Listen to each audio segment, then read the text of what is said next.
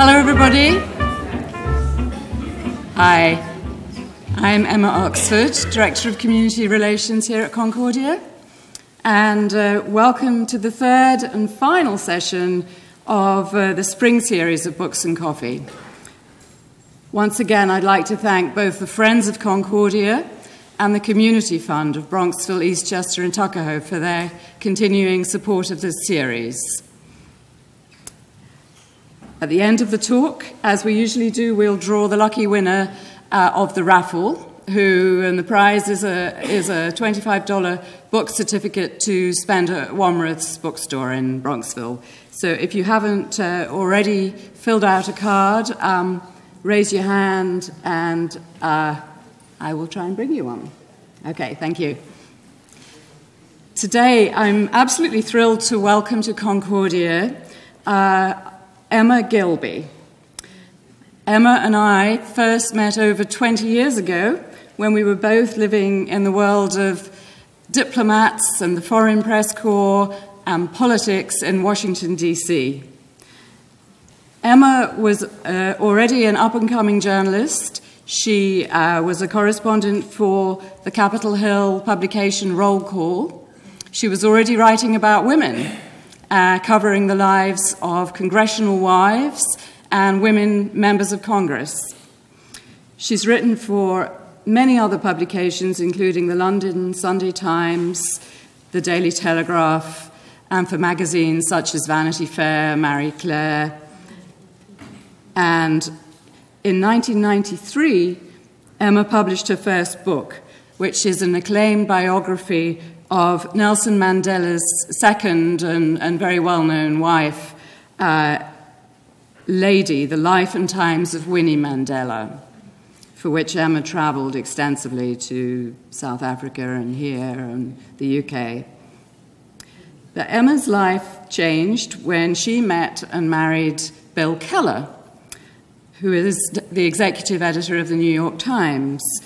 They have two lovely daughters and make New York City their home. Emma put all her energy into her family for a few years. She has taken that experience to inspire her second book, The Comeback, which came out last year, I think, Emma. And I highly recommend this wonderful guide to strategies for jump-starting a career after you've taken a break to have a family. And even if many of you are not thinking of re-entering the career world, this is a great Mother's Day gift for your daughters and friends. We have copies for sale outside, and Emma would be happy to sign them afterwards. But today, Emma will be talking about a woman who has juggled career, family, and public life to an extent which is actually unimaginable to most of us. Cherie Blair, the wife of former British Prime Minister Tony Blair. Emma, thank you so much for joining us today to share your reflections on Cherie Blair's autobiography, Speaking for Myself, My Life from Liverpool to Downing Street. Thank you, Emma.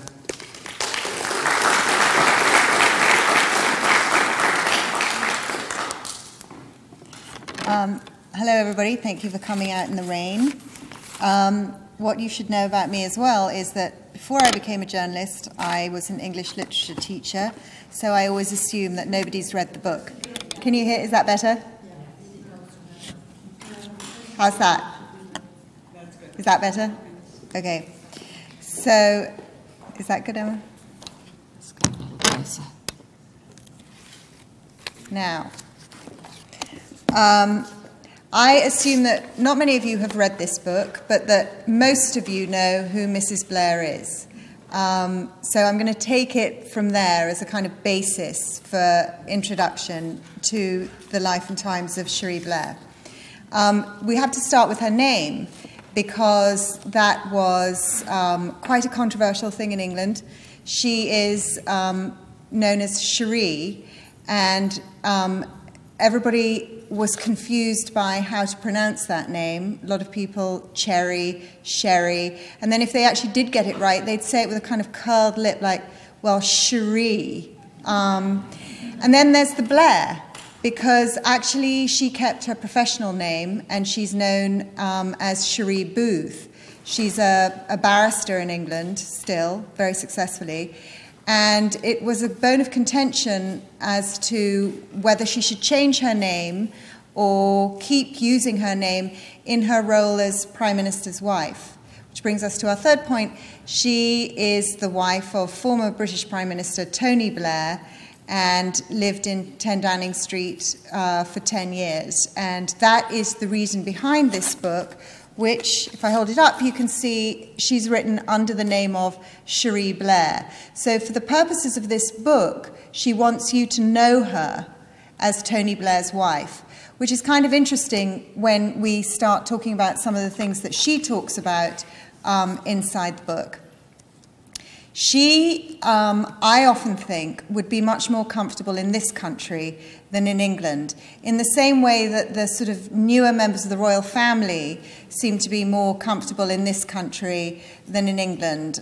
If you think of Princess Diana or of the Duchess of York, they have the same situation that Cherie Blair had, which is they've come into quite an arcane social situation as modern women. They've also come into a situation where England looks very much to the United States culturally as a place where they take their cues from, and they see wives like Hillary Clinton, now Michelle Obama, inhabiting and changing a role in a way that American women and men seem to be quite comfortable with, but the Brits a little bit slower. And Cherie Blair tried to sort of break the walls or smash the ceiling or whatever metaphor you want to choose, without, I would say, the kind of grace of Princess Diana, or perhaps the tact of Princess Diana. And Princess Diana didn't manage it very well either. Cherie Blair is not a nuanced person. You know, there's no thermostat in her house. There's just a sort of on-off switch for, you know, she's either happy or she's unhappy. But there's very little grey area, and this book is all about that. But to begin with her history, she was born in Liverpool, which most of you probably know is the home of the Beatles, and she wants you to know that too. She was born the daughter of two actors who both travelled in England. They were in repertory touring companies, and as a result, they left her with her father's mother at the age of 6 weeks. And essentially, she was brought up by her paternal grandmother. You know, sort of shades of Obama in that one, you know. Her parents broke up when she was very young. Her father was the most extraordinary kind of, well, I guess bad boy. He ended up having, well, he had her mother and he had another daughter, so she has a full sister. She has 6 half-sisters that he produced with different women. Basically, his MO was to have 2 daughters with a woman and then move on. And it's sort of like, he was such a ladies' man that he didn't have any sons, you know, and he'd leave the 2 behind. But, you know, it's amusing but sort of bizarre. And I think it was difficult for her. She didn't see her father at all as a child. She was brought up, as I've said, by her grandmother and by her mother, who moved in with her mother-in-law, and they lived in this very dominant female society in a small house in Liverpool, very, very Catholic, Roman Catholic society, to the degree that her mother would never divorce her father, because it was the one thing that she could hold out against, but again, it was against her religion. Her mother worked, obviously had to give up acting, for a brief while in a fish and chip shop, which Cherie wants you to know. You know, Cherie wants you to know that life was tough, but it wasn't as tough as she wants you to think it was.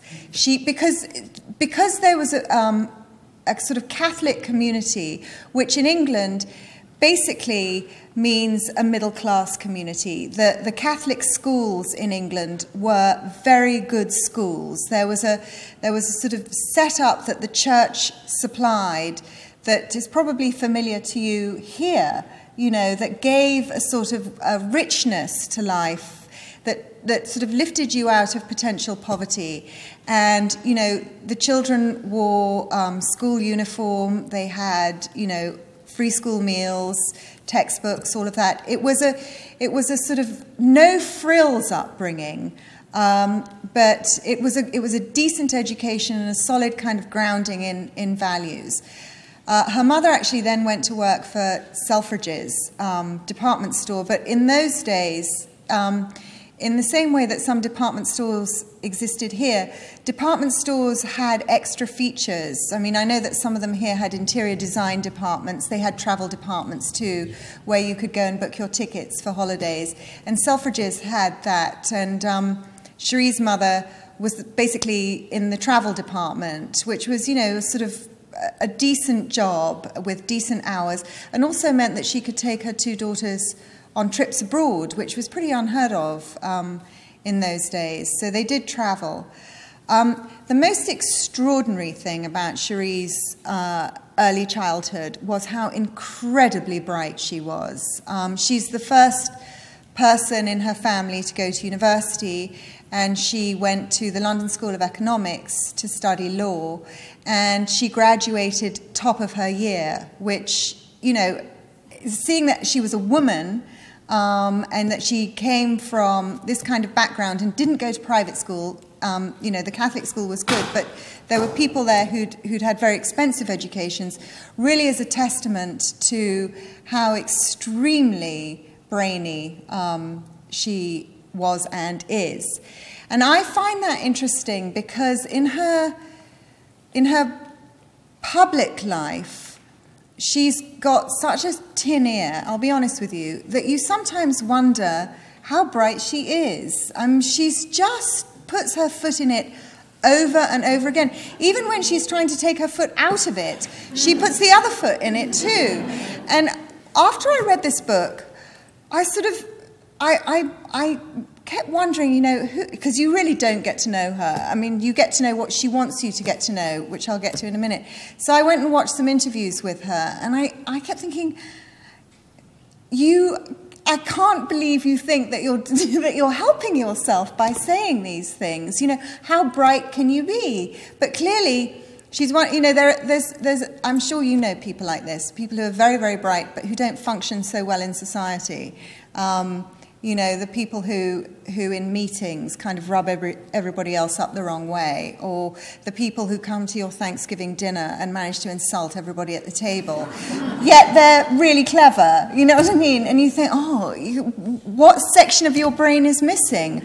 Well, I feel that she's got a section of her brain missing, and I haven't yet figured out which section it is. One of the things she wants you to know in this book was, and is, that she was extremely desirable to men.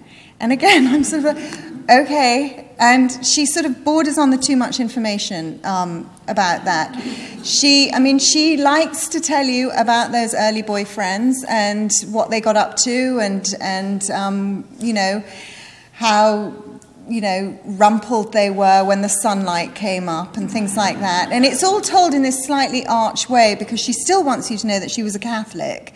So, you know, again, I'm sort of slightly confused by what her motives are in all of this.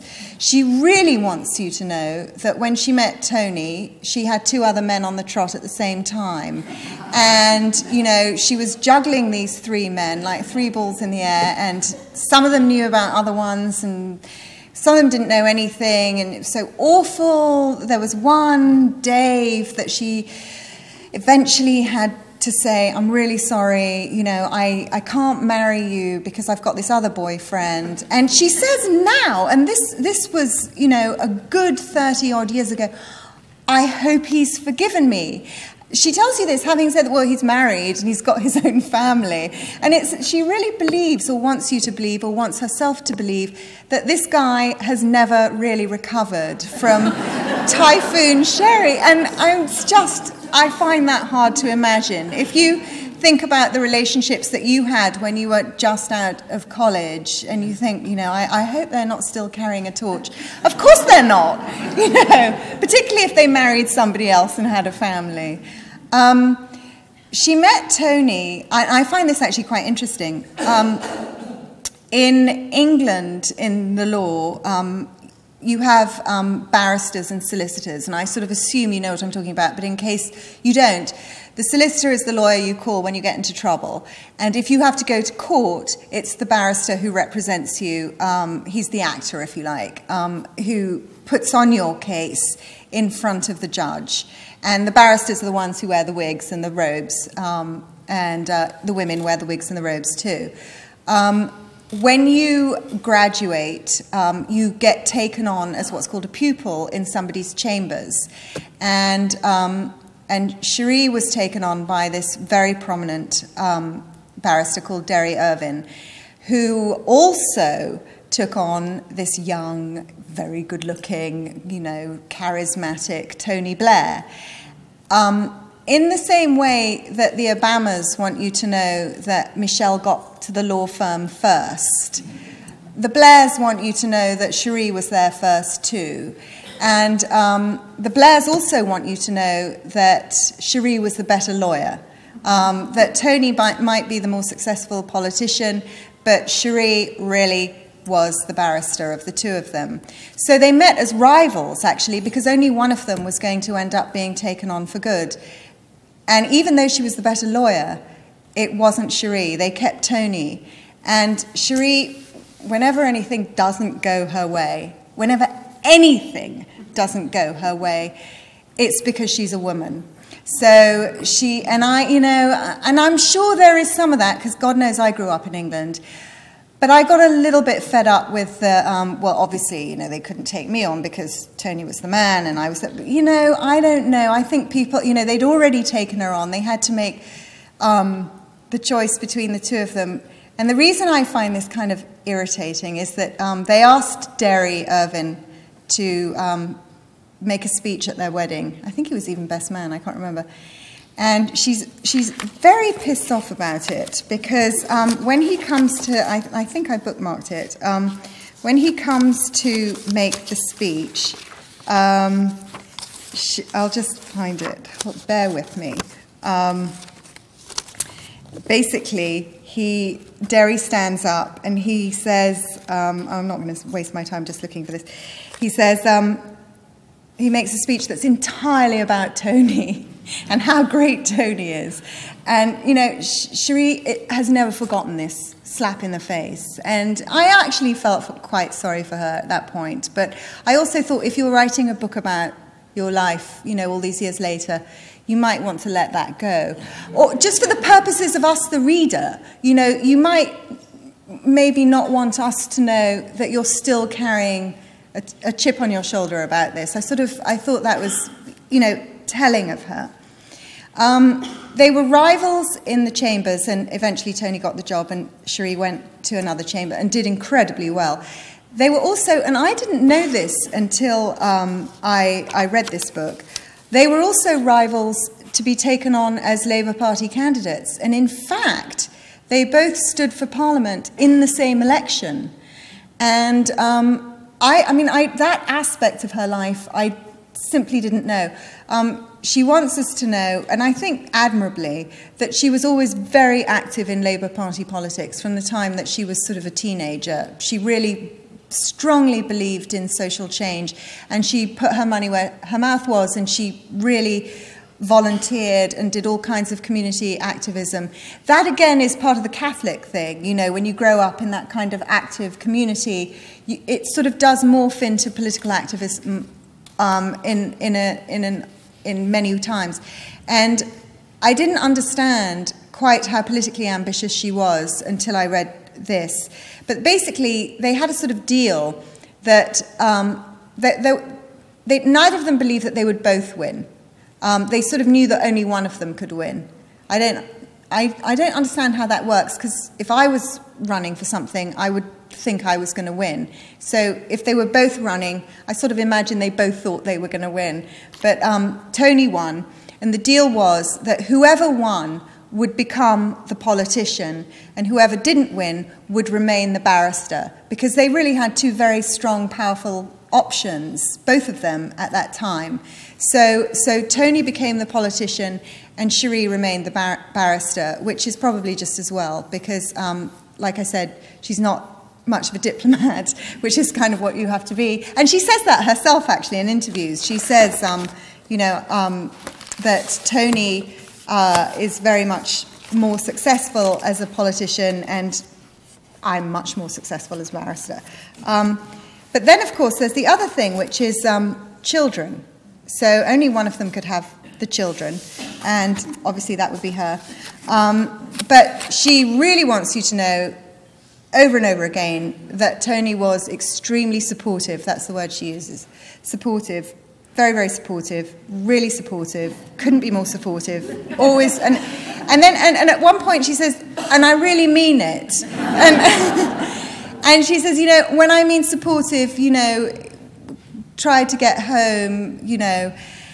And I know this supportive thing, but I also know this, this thing that politicians do when they are telling you that they're terrific parents. And the thing that I always notice, they say, we go to all the parent-teacher conferences. Have you noticed that? They say, we go to all the parent-teacher conferences.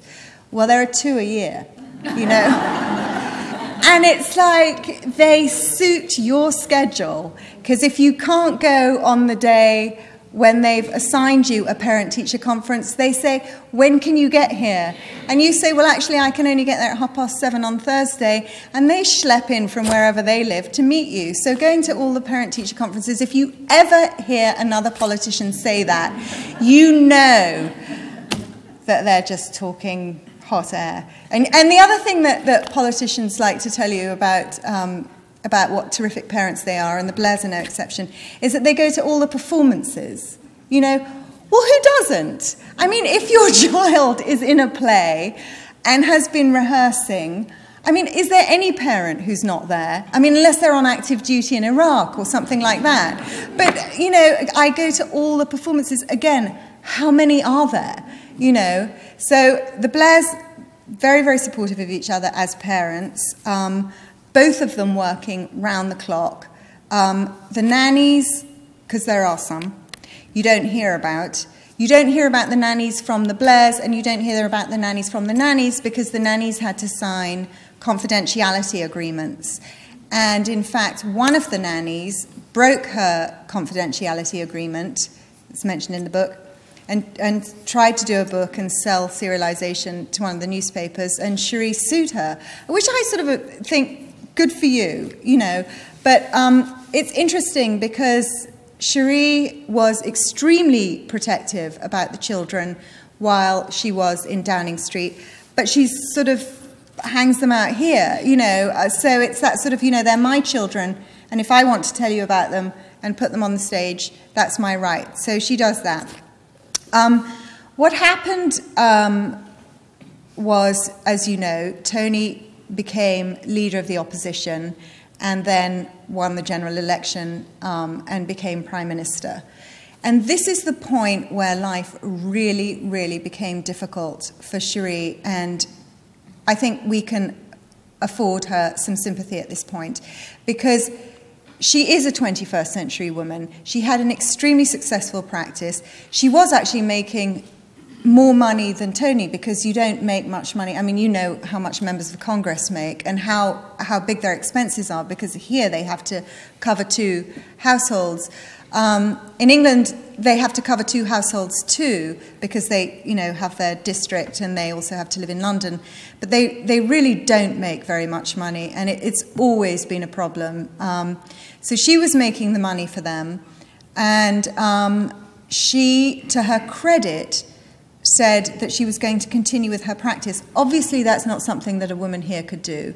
There are far too many conflicts of interest in the US that they don't seem to mind about in the UK. Cherie went back to work, went back to court 4 days after the general election. So that side of things, and she just kept, she had this terrific focus, and she managed that side of things really well.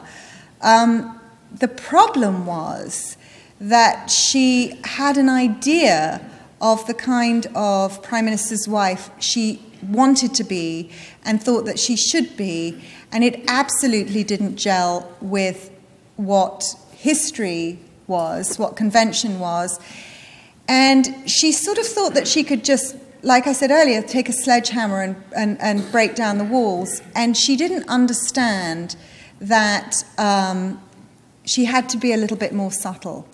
And in fact, she's now got the reputation of having been the most disastrous First Lady. We don't use the phrase First Lady in England, but Prime Minister's wife, that there's ever been. They think that she was really, really a destructive force, and very destructive to her husband and his reputation and to what he was trying to do, which I think is a bit harsh. But she wasn't successful.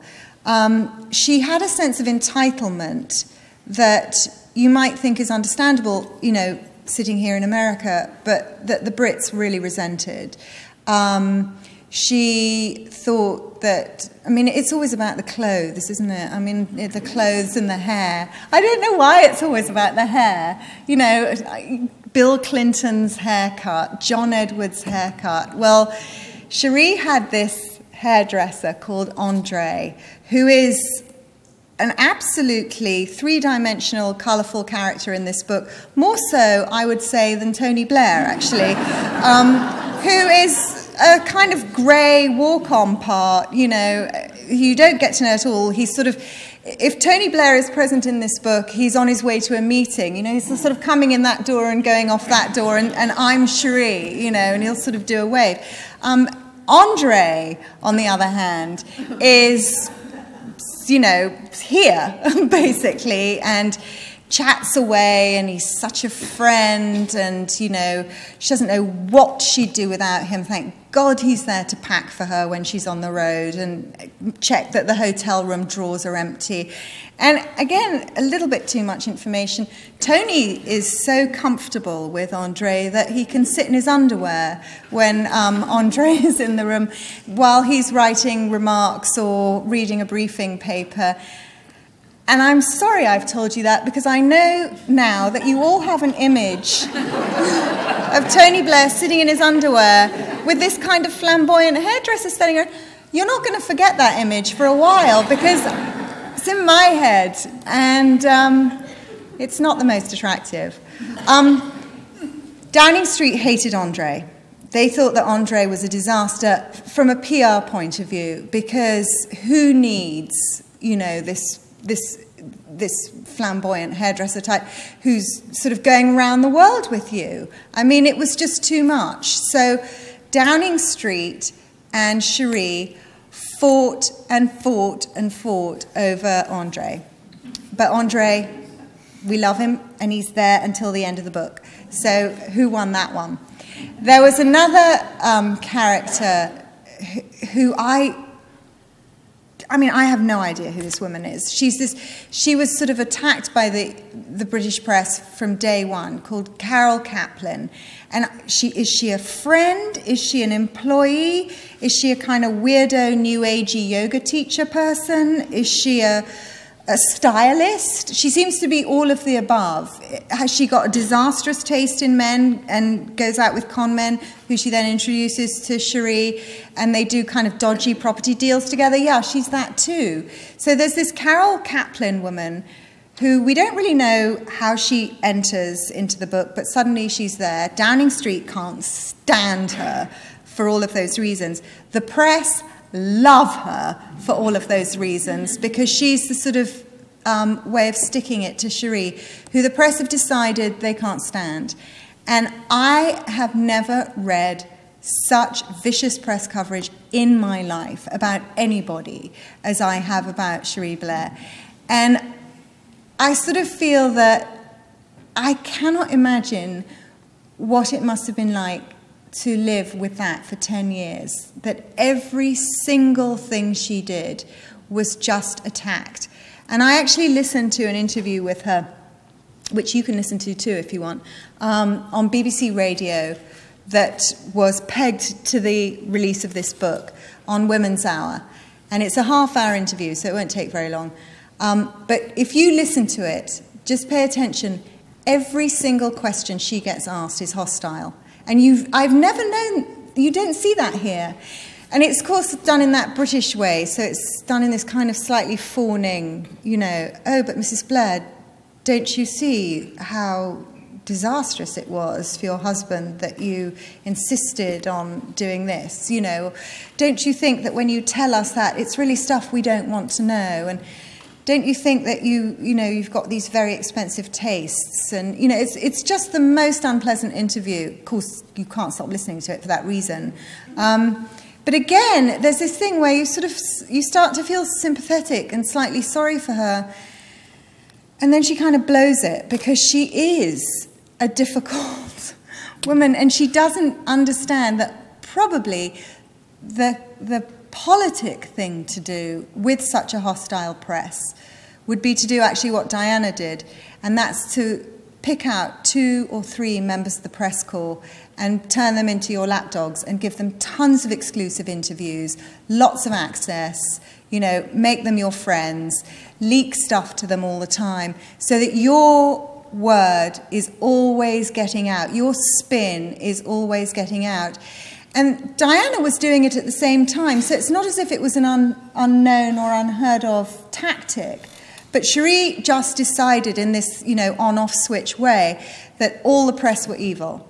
And she contributed to her own poor press coverage by being so antagonistic to the press herself that the relationship between the press corps and Mrs. Blair was just 2 adversaries for the entire time.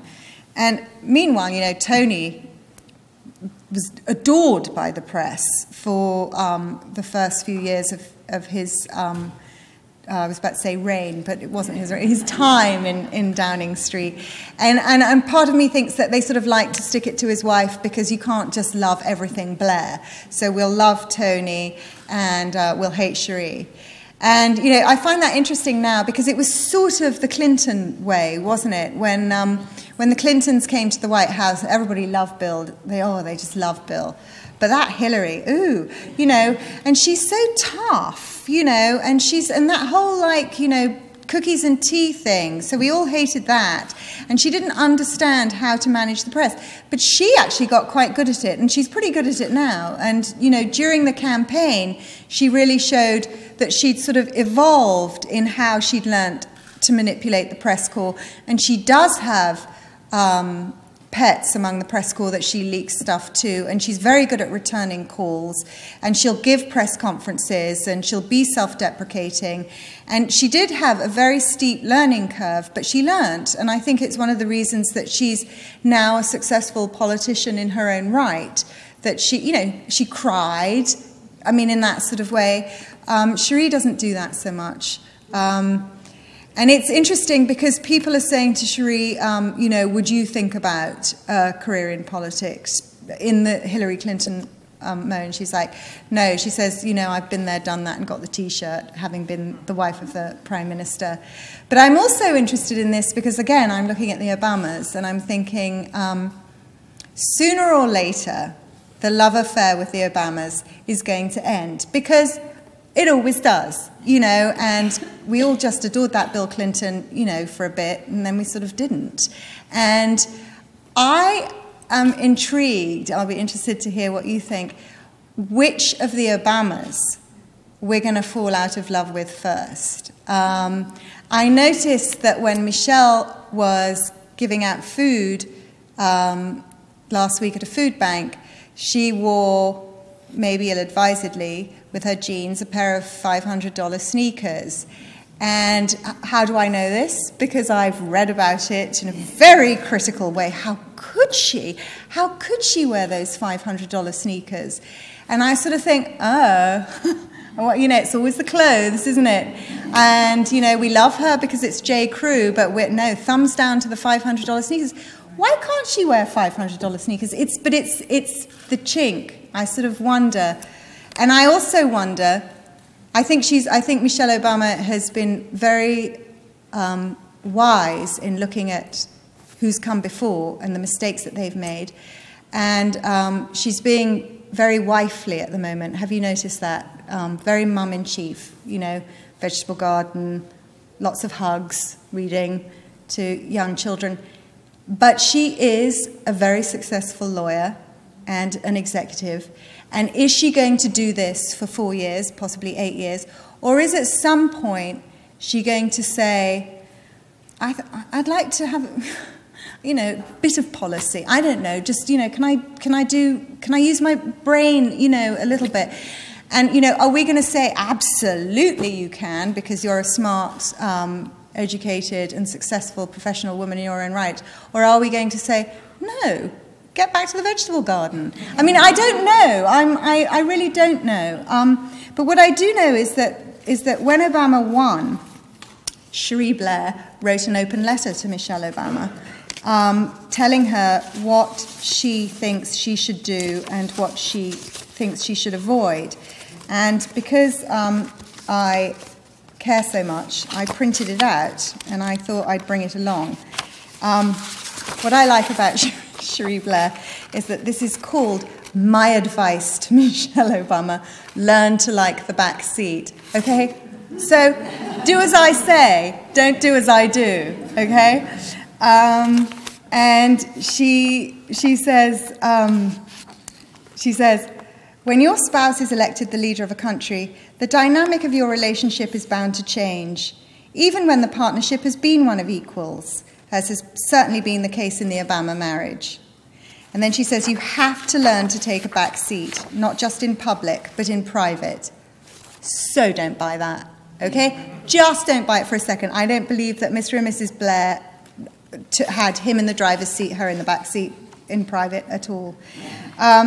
When your spouse is late to put the kids to bed or for dinner, or your plans for the weekend are turned upside down again, you simply have to accept that he had something more important to do. I just don't buy it. It's not always easy, she points out, when it happens several times in quick succession. And I can't say I always bore this with equanimity. I love that. Anyway, she mentions Hillary, Cherie. She said, when I asked Hillary for advice not long after the 1997 election, she warned me that there would always be sections of the public or press that would be keen to criticise. That, as we know, certainly proved the case, though I didn't always make life easy for myself. So far, Michelle Obama seems to be avoiding the traps. But as in many things in life, there is a sacrifice, if willingly made, that shouldn't be underestimated. I sort of found it quite moving, you know, that she sort of wants to pass the torch down to the next wife, if you like, and that she sort of thinks that, you know, she sees the road ahead for Michelle as being something difficult. So let's talk about what happened to Cherie after Tony left office, because this is where the press really piled on. Cherie will be the first to point out that she's obsessed with money. I mean, but not in a sort of, in that anxious way of that she's always worried that she's suddenly going to be homeless and you know, she always thinks it's going to be taken away. And I understand that, and I sort of understand it from her upbringing, and I sort of understand that, you know, when you have that fear, it's a really genuine fear, and it's one of the things in her book that's really authentic in a not particularly authentic book. It really does come across, and I feel she's honest about that. It's a shame because it's really led her to make some mistakes. This woman, Carol Kaplan, that I mentioned earlier, did get her involved with this guy buying some property for her son that was pretty dodgy, and the press again had a field day with it. And Cherie was dishonest not just with the press in the level of contact that she'd had with this guy, but with Tony and with his office too. She said that there had been no contact. And of course, there had been a whole number of emails backwards and forwards about the value of this stuff. And the guy who she was dealing with basically provided all of this email to one of the newspapers and completely took Tony and his staff by surprise. So that was a low point. She bought, I mean, they are, one of the amazing statistics about them is that Tony made £186,000 a year as Prime Minister.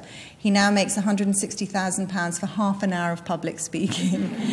So he made £20 million in his first year out of office. And she sold this book for £1 million.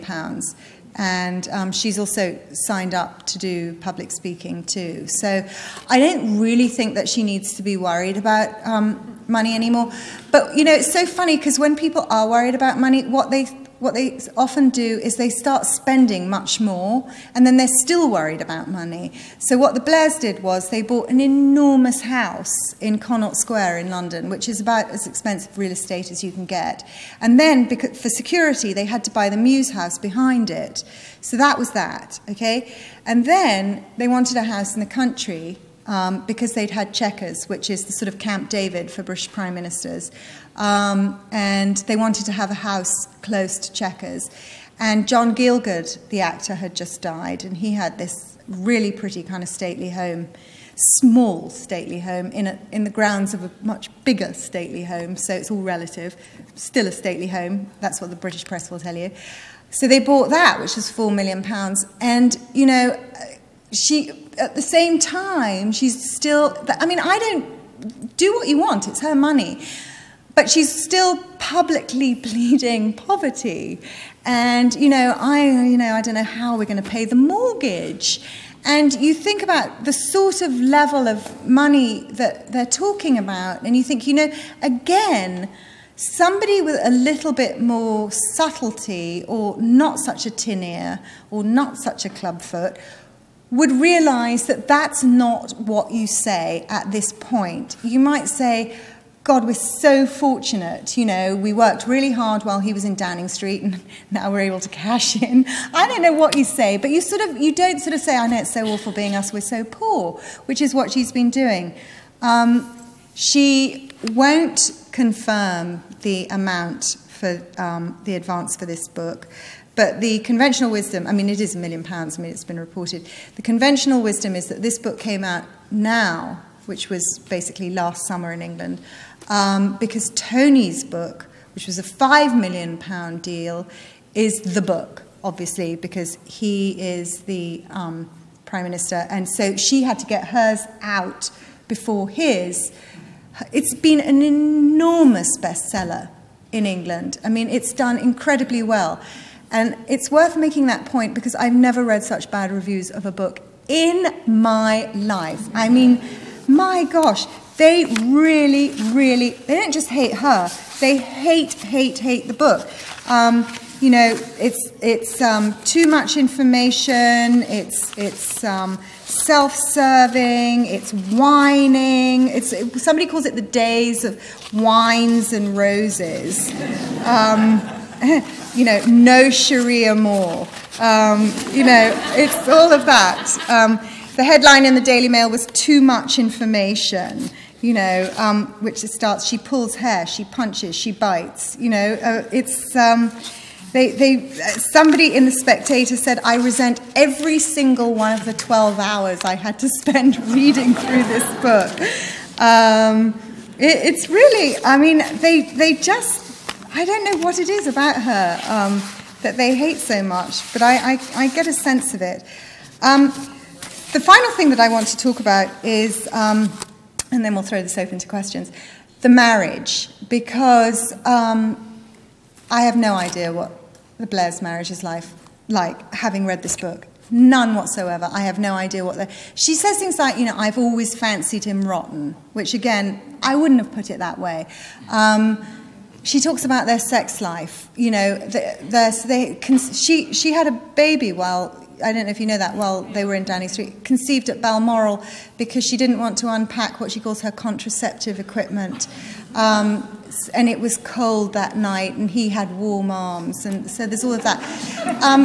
You see them in photographs, when I was reading the book, I was telling my daughters about this, and I was like, the photographs of them, the body language is really weird, and my kids said, why, what does she do? And so I made my husband stand here so that he could be Tony and I could be Cherie. And basically, Tony is always standing, looking over there, waving, okay? And Cherie is like, clinging onto him, a smile with his teeth. And it's, what's that? I mean, is that supposed to tell you something about their marriage? Because it told me absolutely nothing. You know, and all this supportive stuff. So the bottom line is, you never know anything about anybody's marriage, which is why I find marriage so fascinating, right? I mean, I have no idea about any of my friends' marriages. You know, the only marriage I know is my own, and I sort of have a pretty good idea of what that's like. But nobody else's, you know. I mean, parents' marriage, forget it, you know. I don't think my children have a sense of my marriage. So I have no idea of and these political marriages, like the Edwardses, right? I mean, you know, what was that? You know, and they keep sort of blowing us away with more information. You know, the Edwardses, not the Blairs. You know, so he had an affair. Okay, well, she's just found out about it. Actually, no, she didn't find out about it just now. She knew about it the day before he announced for president. And then you re-look at everything that you saw them do, and you think, I had no idea. Well, I sort of feel the same way about the Blairs' marriage. If you want to know about the Blairs' marriage, you're not going to really learn more about Andre than about, you know, the marriage between Andre and Cherie, but really very little about the Blair marriage. So I'd just like to end by saying, do I recommend this book? I kind of do, because I'll tell you why. She's so enigmatic, you know, for all her kind of forcefulness and everything.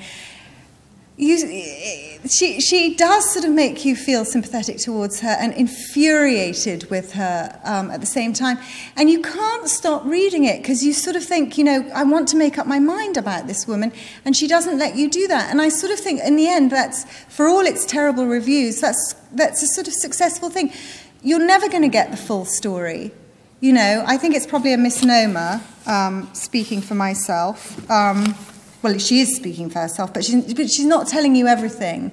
I think, you know, it's a rainy day. You take it home, you read it. What you'll end up doing is going online and like I did, I went and looked at all the photographs of her, listened to all the interviews, looked her up on YouTube, you know, watched her on video, and I sort of feel like, you know, Cherie, I finally might know you a little bit, but not as much as I'd like to.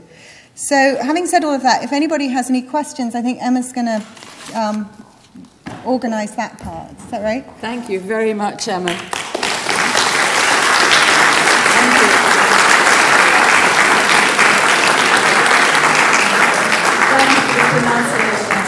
Now I know, Cherie.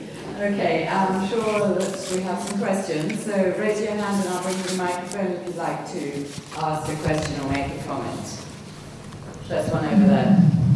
I believe that Tony Blair converted to Roman Catholicism. Yes.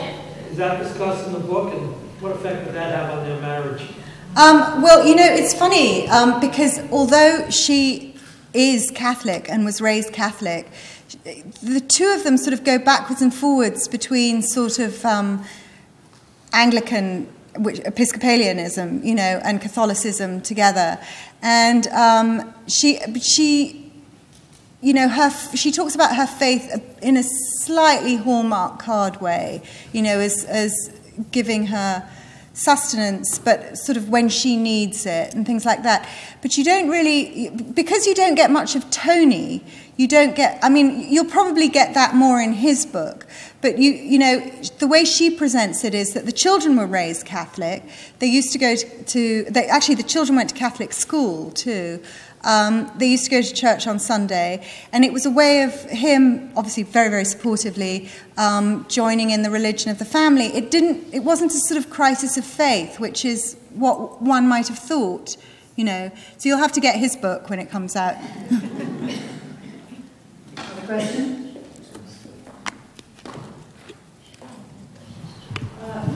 You know, my feeling, first of all, I compliment you. This was the most entertaining.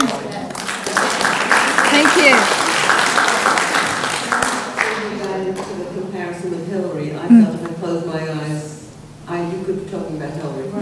Yeah. Including my own feelings about her, which were always mixed and confused, and to this day are. And I just wonder if you think that Cherie Blair has the potential of Hillary to change too. If Hillary could do it, I think. Well, you know, I thought about this a lot in the book when I was reading it, and I think there's this one thing that I didn't mention, but I thought all the way through. There's a class situation here that Hillary doesn't have to deal with. I mean, honestly, I sort of thought that the class situation in England was similar to the race situation in the States, in that sort of, well, you know, you can only go so far if you're from a certain kind of background. And Cherie overcame her class barrier. And all the way through she mentions her class. And her class in comparison to Tony's, that she comes from a lower class than he does. And you know, that's very English, that whole sort of class background thing. And one of the reasons I think that Hillary sort of evolved was that Hillary had a self-confidence of coming from a certain type of background, you know, and going to Wellesley and, you know, growing up outside Chicago, that she had, for all her kind of own tin ear situation, you know, a sort of sense of self that Cherie Blair, I think one of the reasons this book is inauthentic is because there's no real sense of self that Cherie has. Because there's no dad, and because she comes from one kind of class, and because of her brains, gets catapulted into another class, and she sort of leaves herself behind. More like Bill. Yeah, well, Bill. I mean, who's like Bill Clinton?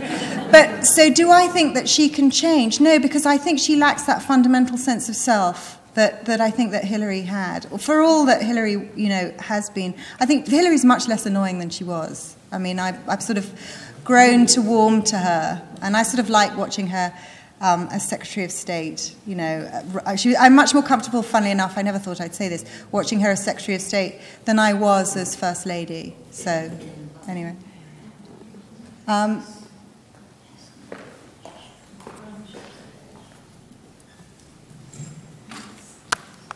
was surprised to read in the book that Cherie had a miscarriage when she had Leo. Yeah. And, so old. Very irresponsible. I mean, it was better not the first time when she was so busy with the child, and I remember giving her these things. Yes. So I wonder why she mentioned such things in the book. The miscarriage. Well, you know, Tony mentioned the miscarriage. You know, Cherie got pregnant with Leo, who's now 8, at Balmoral. And then there's this other pregnancy after Leo. So she must have been about 45 at the time when she conceived again. And that's not unusual, you know, if you have a sort of late mid-40s pregnancy to sort of have one, and usually that one doesn't work out. The reason she mentions it in the book is that because she'd had the miscarriage, the Blairs had to cancel their summer holiday, and she was in hospital. And it was in the sort of months leading up to the war in Iraq.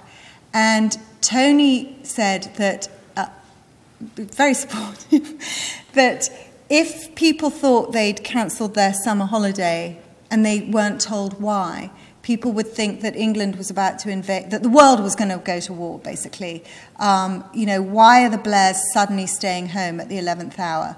So he and his office decided to announce to the press that his wife had suffered a miscarriage, and therefore publicise what she had actually wanted to keep private for political reasons. So she had to include it in the book, because, you know, it had already been covered.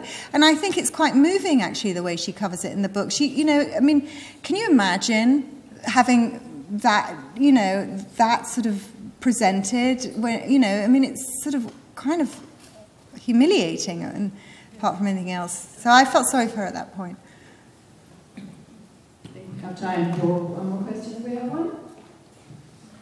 Here. I do enjoy the presentation a lot. Thanks. Let me see if I can offer a different view of Hillary. I knew this was going to end up being about her. Just knew it. I'll make a comparison, because I think there is something to compare in terms of class. Mm-hmm. American class works differently, you know that. Mm-hmm. But it's there. Mm-hmm. And if you're a middle class, middle American from Oak Park, Illinois, go to Wellesley, yeah. Meet a lot of smart people from the East who are from establishment families. You might not feel you belong totally. You only make it on merit and effort, which is what you did. Then you meet a huckster guy at Hawkins, a very talented guy, who's going to rise politically, much more glamorous publicly than you are, obviously. Yes. So you latch on, but he also is not an established personality, you know, not established American elite circles. So you both go together to fight to enter the elite. What's interesting to me about both of them is that as soon as they got through with the presidency, they moved into very elite circles, way beyond where they ever had been, even in the presidency. And she made it really in New York. And the luck of being in New York, where a truly liberal type that she really was, even left liberal, could be adopted by elite New Yorkers. I think that's what's made her different. And I really believe she finally found her way out of, you know, middle America. And in many ways, I'm not sure I know that, but in fact, she may really have been more like Cherie in terms of class feeling. Yeah.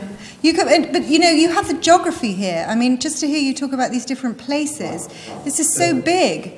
I mean, you know, you can go from Illinois to Washington to New York. You can't do that in England. You know, it's that big. So why, you know, English people come here to reinvent themselves, you know, because it's easier when you've got all these different places you can go to. So that might have something to do with it. But yeah, no, they're alike and they're different. Let's agree that should be the final point about both of them. Okay. Thank you very much.